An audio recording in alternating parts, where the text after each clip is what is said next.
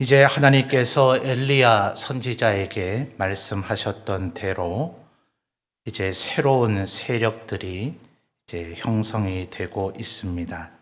지난 시간 19장 15절, 16절을 보면 이제 아람의 왕이 베나닷에서 하사엘로 바뀌어지게 될 것이라는 것, 그리고 북이스라엘의 왕 아합의 집안이 멸망을 당하고 예후가 새로운 왕이 될 것이라는 것, 그리고 엘리야를 이어서 엘리사가 이 사명을 계승하게 될 것이라는 것을 이미 말씀하신 바가 있습니다. 이제 그런 일들이 이제 시작이 되고 있는 거죠. 말하자면 큰 틀에서는 하나님의 심판이 이제 시작이 되고 있는 것입니다. 어느 날 갑자기 전쟁이 벌어졌다 싶을 때, 또 어느 날 갑자기 내 삶에 까닭 모를 어려움과 환란이 생겼다 싶을 때 우리가 한 번쯤 되돌이켜 생각해 봐야 되는 것은 이 세상에 절대로 우연히 갑자기 벌어지는 일은 없다 하는 겁니다. 지금 새벽에 제가 설교할 때에는 전도서의 말씀을 살펴보고 있는데요. 솔로몬이 정말 지혜로운 사람 아닙니까? 그 나름대로는 정말 엄청나게 이미 지혜를 하나님으로부터 받았는데도 불구하고 모든 것을 알고자 했죠. 그는 그냥 하나님이 지혜 주시니까 나는 이미 똑똑하다 이러지 않았어요. 그 스스로 그 지혜가 최절정에 달하도록 스스로 모든 것을 알고자 연구했다 이렇게 표현합니다. 심지어는 정말 어리석고 미친 일, 거기에 뭐 배울 거리가 있겠어요. 어떤 사람이 아주 어리석은 일을 했다. 저게 지금 제정신이 가지고 미치지 않고서야 저런 일을 어떻게 할 수 있는가. 그것에 뭘 알아볼 게 있고 배울 게 뭐가 있겠어요. 그런데 솔로몬은 말하기를 나는 그런 것까지도 철저히 분석하고 연구했다. 그럴지라도 내가 모든 것을 알 길이 없었다. 이게 이제 인간의 한계다. 이 말은 반대로 절대적 전지의 결정체이신 하나님을 의지해야만 인간은 뭔가를 알 수 있다 이 말이에요. 우리 힘으로 도대체 알 수 있는 게 뭡니까? 간혹 보면 자기가 아주 똑똑한 줄 아는 채 하는 사람들 보면 얼마나 어리석어요. 빈 깡통이 요란하다, 빈 수레가 요란하다 하는 것처럼 저 바보가 자기가 바보라는 걸 저렇게 드러내고 싶은가 그런 생각 들 때 있지 않아요? 그러니까 분명한 것은 우리의 삶에 어떤 일이 벌어지면 절대로 우연히 그냥 벌어지는 일이 없어요. 왜 지금 아람 왕 베나닷이 이스라엘을 쳐들어오는가? 가장 가깝게는 이 아합의 아버지였던 오므리와 그리고 아합 왕의 범죄 때문이긴 합니다. 너무나 명백하죠. 그들이 이스라엘의 하나님을 섬겨도 되고 바알과 아세라를 섬겨도 되고 그 이전의 악한 세대들은 그랬어요. 그 모두가 다 하나님이라고 여겼기 때문이죠. 그래서 엘리야 선지자가 갈멜산에서 바알과 아세라의 선지자들 850명과 대결해보고자 했던 가장 핵심이 뭐라 그랬어요? 누가 진짜 하나님이냐? 여호와가 하나님이다 하는 것을 내가 드러내 보이겠다. 여호와 하나님만이 이 세상에 유일하시고 절대적인 참된 신이시다 이거잖아요. 그런데 이 아합 왕 때의 이세벨은 그 정도 수준이 아니라 이제는 하나님을 섬기는 자를 죽이겠다 이렇게 하면서 하나님 섬기는 자들을 죽여댔으니 그 죄악이 하나님 앞에 최절정에 달했으니 하나님께서 지금 아람 왕 베나닷을 이용하셔서 이스라엘을 지금 벌 주시고 계시는 겁니다. 근데 여러분 여기서 우리가 절대로 놓치지 말아야 될 것은 아람이 언제부터 이렇게 설쳐됐느냐 말이에요. 자, 1절 말씀을 보면 아람의 왕 베나닷이 그의 군대를 다 모으니 그다음 뭐라고 얘기합니까? 왕 32명이 그와 함께 있었다 그래요. 잘못 보시면 야, 이 아람 왕 베나닷이 정말 대단한 사람인가 보구나. 왕 32명이 그에게 복종하네? 아니요, 아직은 왕권이 개판이다. 이런 얘기입니다. 한번 패전하고 나서 이 베나닷의 직계 신하들이 이렇게 조언을 하죠. 24절 넘어가서 볼까요? 24절을 보시면 또 왕은 이 일을 행하실지니 곧 왕들을 뭐 하랍니까? 제하여 각각 그곳에서 떠나게 하고 그들 대신에 뭐 해요? 총독들을 두시고. 이게 진짜 왕이죠. 왕은 유일한 한 명의 왕을 해야지 무슨 왕이 32명이나 더 있어요. 그러니까 이 32명의 왕이 말을 가행히 듣기는 하지만 얼마나 이들을 대우해주고 비위 맞춰주고 그래야 아람 왕의 군대가 유지가 되겠습니까? 그러니 16절을 보십시오. 지금 사마리아를 포위하고 있는 상황이에요. 그래서 사마리아의 아합 왕에게 항복해라, 항복할래 말래 이러고 있는 상황이니 지금 언제 이스라엘 왕이 반격을 가할지 모르는 그런 상황이란 말입니다. 그런데 16절을 보시면 정오니까 몇 시입니까? 낮 12시고 지금 전쟁의 한 복판에 있는데 베나닷은 장막에서 돕는 왕이라고 얘기하죠. 32명과 뭐 했어요? 더불어 마시고 취한 중이래요. 미쳤죠, 완전히. 그러니까 이럴 정도로 32명을 비위를 맞춰야 아람 왕의 군대가 유지가 된다 이 말이에요. 말하자면 베나닷이 지금 이 32명을 아직 총독 아니죠. 24절에 이제 한번 패전하고 나서 승질이 나서 이제 32명 왕을 다 뭐 쫓아냈는지 죽였는지 하고 이제 아람의 유일한 왕은 나밖에 없다. 내 말을 복종하든지 죽든지 둘 중에 하나 해라. 이렇게 해서 이제 2차 전쟁을 일으키는 건데요. 이럴 정도로 왕권이 취약한 자가 어떻게 이런 대군을 만들어서 사마리아를 포위하는 지경에까지 이르게 됐는가? 자, 기억을 해보시면요. 34절로 넘어가 볼까요? 결국 두 번째 전쟁까지 패전하고 나서 베나닷이 큰 선심 쓰듯이 아합 왕에게 이렇게 얘기하죠. 베나닷이 왕께 아뢰되, 자, 그 다음 뭐라 그럽니까? 내 아버지께서 당신의 아버지에게서 빼앗은 모든 성읍을 내가 돌려보내리이다. 자, 이게 도대체 언제 이런 일이 벌어졌을까요? 또 몇 줄 더 건너가 보면 또 내 아버지께서 사마리아에서 만든 것 같이 당신도 다메섹에서 당신을 위하여 거리를 만드소서. 저기 어딘가요? 수원인가 용인인가 가면 박지성 거리가 있나요? 뭐 그런 요새 우리나라도 그런 거 유행하죠. 뭐 울산에 가면 울산이라고 하는 도시가 그렇게 광역시가 되고 정말 잘 삽니다. 울산 동구는 우리나라 IMF 왔을 때 그 지역은 IMF가 뭐냐 이랬던 지역입니다. 현대 백화점이 있는데 현대 중공업과 현대 자동차 직원분들은 현대 슈퍼마켓이라고 부릅니다. 그럴 정도로 그들의 수입원이 많으니까요. 누구 때문에 그렇게 됐어요? 정주영 회장이란 분의 현대 그룹을 통해서 울산이란 도시가 그렇게 됐죠. SK 그룹도 있긴 하지만 그래서 울산을 통과하는 가장 주 도로의 이름이 아산로입니다. 정주영 회장의 호죠. 자, 그런 것처럼 지금 이 34절을 보니까 사마리아에 아람 왕의 이름을 딴 거리가 있었다 이 말입니다. 우리는 이 성경에서 이제 이런 얘기를 처음 보죠. 그러니까 열왕기도 벌어진 모든 사건을 다 기록한 건 아니에요. 그래서 두 번째 얘기한 도대체 사마리아의 다메섹의 사람을 위한 아마도 아람 왕일 텐데 아람 왕의 이름을 딴 거리가 언제 어떻게 무엇이라고 만들어진 것인가는 사실 확인하기가 어렵습니다. 그런데 34절의 상반절에 분명히 아람 왕이 빼앗은 성읍이 있었다라고 얘기하잖아요.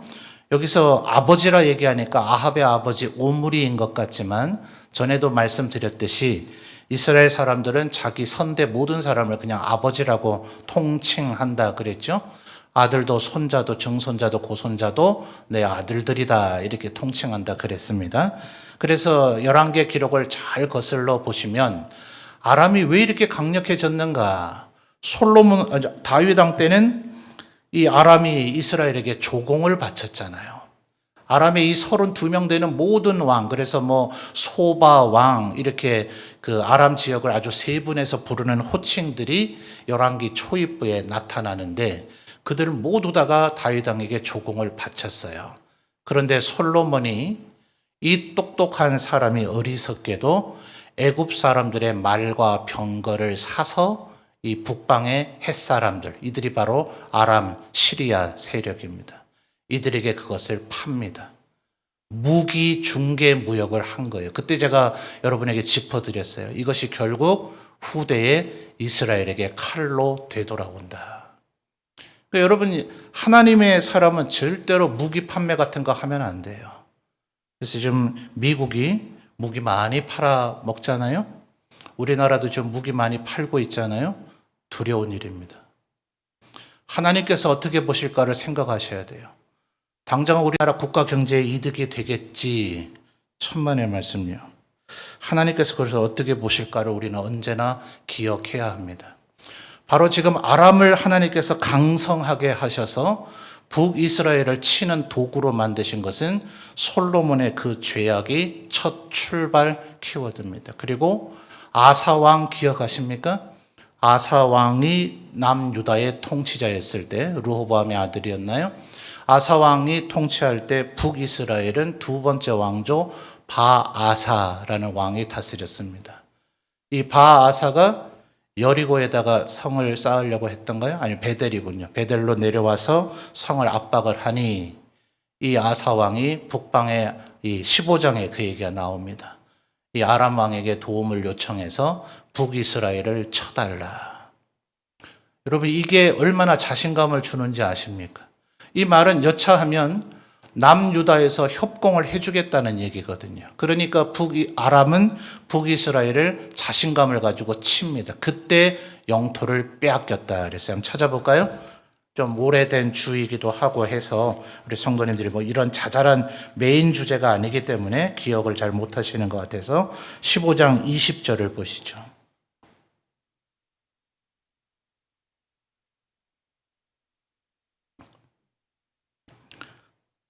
라마를 건축하려고 했었군요. 저도 좀 헷갈렸네요. 17절을 보면 이스라엘 왕 바하사가 남유다를 압박하기 위해서 라마를 건축하려고 했더니 아사 왕이 아람 왕에게 도움을 청한 겁니다. 20절, 우리 15장 20절입니다. 성도님들 읽어주세요. 시작.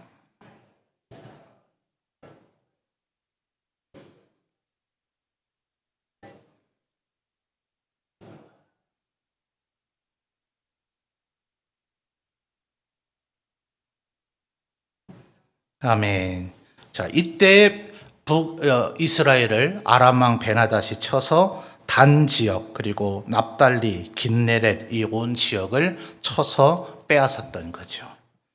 그러니까 아람이 지금 어느 날 갑자기 이렇게 되는 게 아닙니다.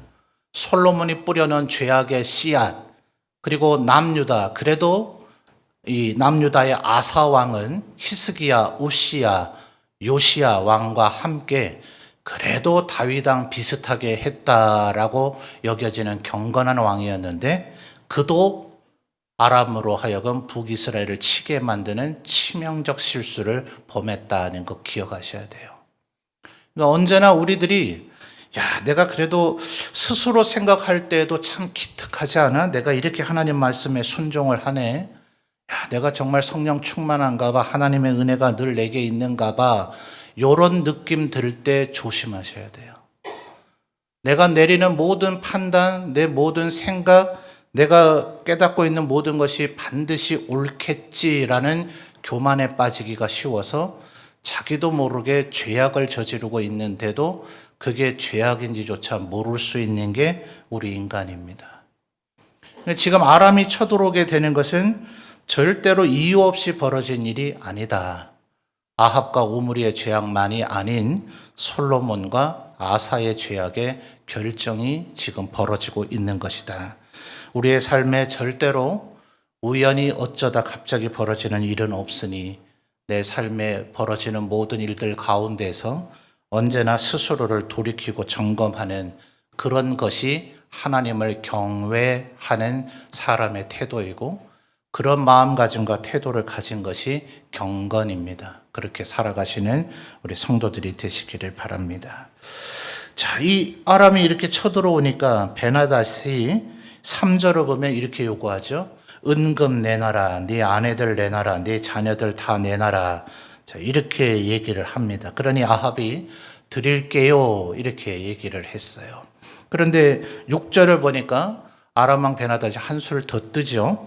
지금 그 앞부분과의 차이점이 뭐냐 하면 6절 중반절을 보면 내 집과 내 신하들의 집을 수색하겠다는 거예요. 그러니까 문자적으로 보면 2, 3절의 요구는 왕실 보물과 왕실의 왕후와 후궁들 그리고 왕실의 공주들을 빼앗아 가겠다 이 얘기인 거예요. 그래도 아합이 왕실로서의 책임이 있으니 내가 국가를 잘못 경영해서 패전 지경에 이르렀으니 사마리아가 포위됐잖아요. 1절에. 수도인 사마리아가 포위됐다는 것은 이미 이 아합의 왕실이 라마 건축업, 북이스라엘은 계속해서 군사력의 의지를 많이 했거든요.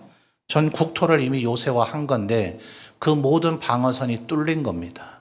뚫려서 수도가 포위됐으니 이거 나라 망하기 직전이죠. 그러니 아합이 지금 내 왕실의 모든 보물, 내 아내들, 공주들 다 줄게. 그렇게 약속을 한 거예요. 그런데 6절에 신하들의 집까지 수색하겠다 하면 이건 얘기가 달라지죠. 귀족들의 부인들, 귀족들의 딸들까지 약탈되도록 아합이 허용하면 베나닷은 약탈하고 물러가겠지만 그러면 아합은 끝이죠. 그 어떤 신하가 자기 아내, 자기 딸들을 뺏어가도록 방치하는 왕에게 충성을 다하겠습니까? 어차피 지금 아합 왕의 아버지도 시므리와 오므리 기억하시죠? 7일 동안 싸워서 그렇게 왕권을 빼앗은 지금 북이스라엘은 계속해서 군사 쿠데타가 계속 이어지고 있죠.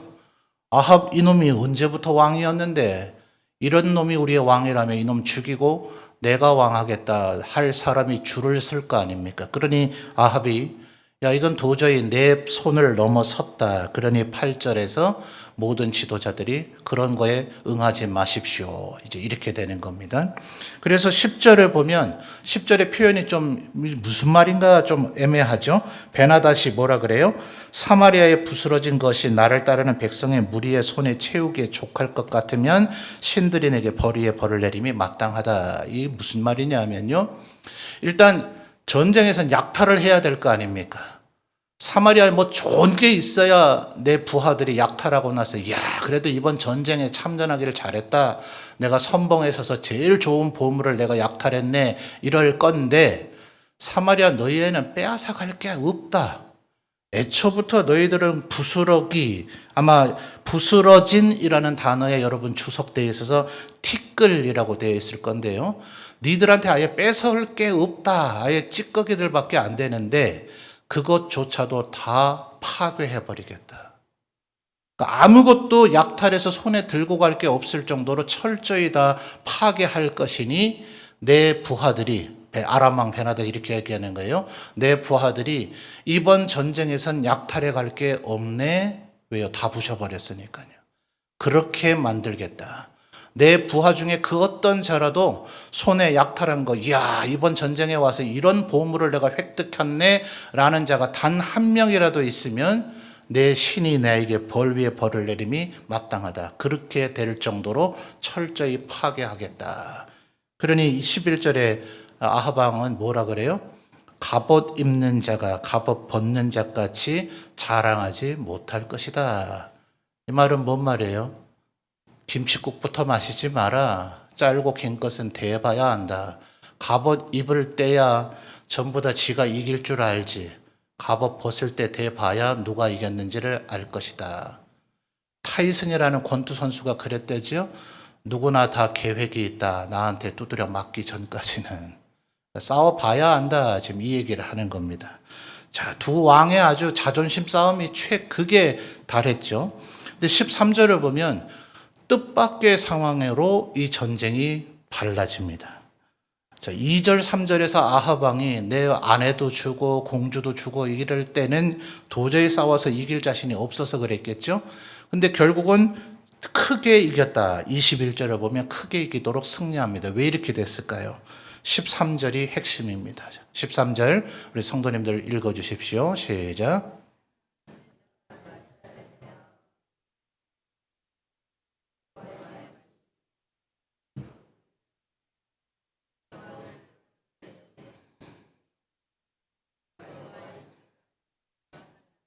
아멘.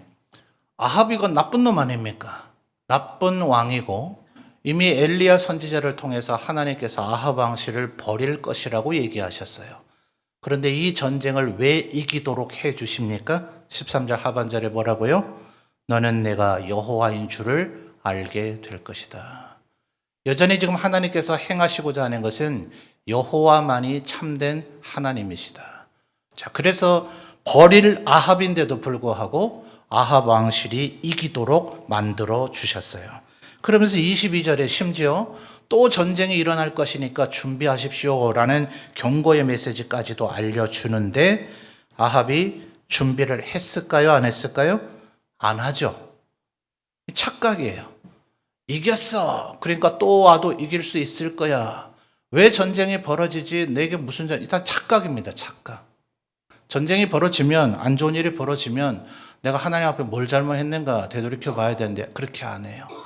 이기고 나면 이거 하나님께서 도와주셔서 그런 줄 알아야 되는데 그렇지 않고 준비를 안 합니다. 그래서 27절이 그 결과죠.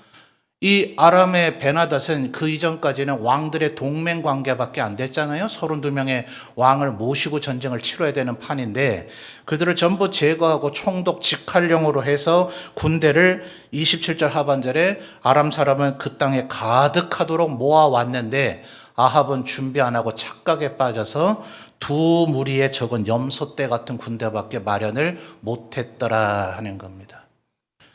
아람의 사람들이 착각하죠. 하나님은 산의 신이지 평지나 골짜기의 신은 아니다. 그래서 28절에 하나님께서 또다시 얘기하시죠. 아람 사람이 말하기를 여호와는 산의 신이요 골짜기의 신은 아니라 하니 내가 이 큰 군대를 다 네 손에 넘기리니 28절 하반절에 또 뭐라고 얘기하십니까? 너희는 내가 여호와인 줄을 알리라.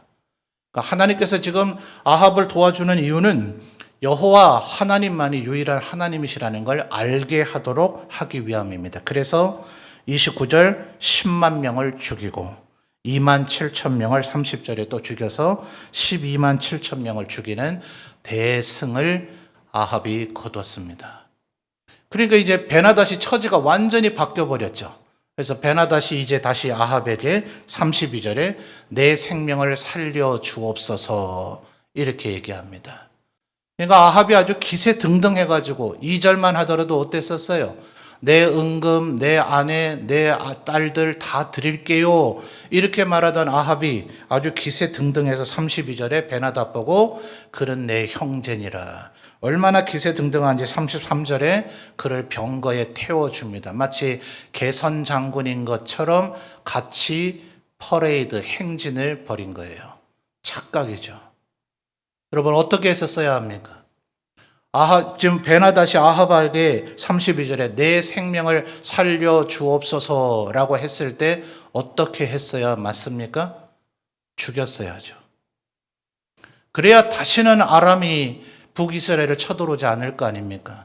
아수르라고 하는 신흥 강국이 나타날 때까지 아람은 이 이후에도 계속해서 북이스라엘을 침략해오고 기억하십니까? 아람의 군대 장관 나아만이 엘리사 선지자 때에 문둥병을 못 고쳐서 고민하고 있을 때 그 집에 누가요? 그 집에 포로로 잡혀온 어린 소녀가 우리나라 가면 선지자 계신데요. 왜 포로로 잡혀왔겠어요? 그 뒤에 아람이 계속해서 이스라엘을 침략했기 때문에 그렇습니다. 그러니 이때 베나닷 어떻게 했었어야 됩니까? 죽여야 되죠.